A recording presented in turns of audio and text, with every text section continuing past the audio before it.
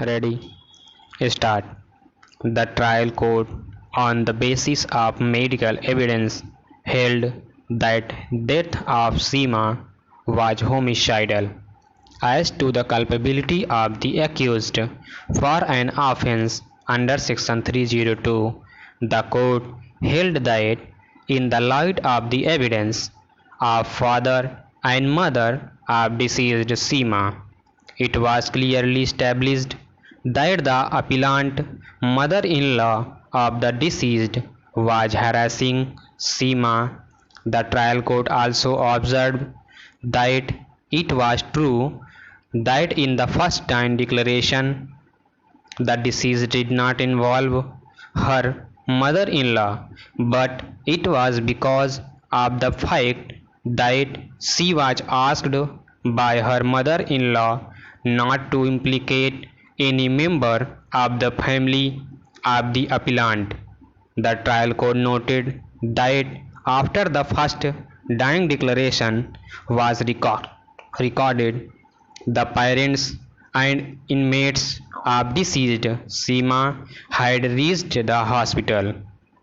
The deceased could get courage to state true facts, and again the special judicial magistrate was called and the second dying declaration was recorded, in which she disclosed true and correct facts. The trial court also noted that the special judicial magistrate was conscious of the fact that in the first dying declaration she had not involved any family members of her in-laws. A specific question was therefore put by him as to the reason why she had done so, and the deceased had replied that it was because of her mother-in-law who asked the deceased to do so. The trial court therefore held the conduct of deceased Seema as natural and the second dying declaration reliable, which could be treated as basis for holding the appellant guilty.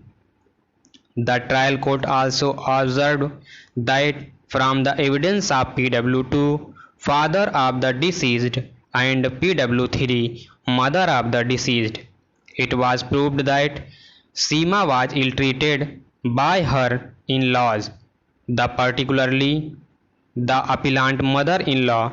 The court also observed that PW5 had no acts to grind against the appellant.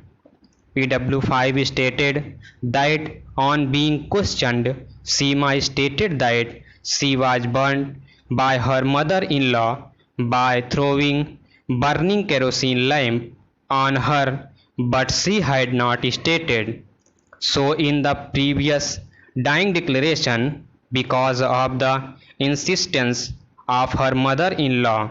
On the basis of evidence of parents of deceased, the trial court convicted the appellant.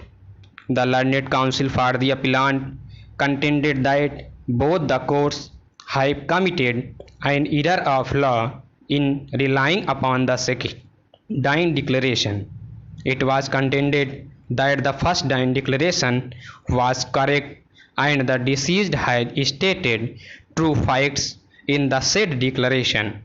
It was also stated that after parents of the deceased had come to the hospital, they had persuaded the deceased to involve and implicate the appellant, and that is how the second dying declaration was recorded, which could not have been relied upon, and no motive was established by the prosecution.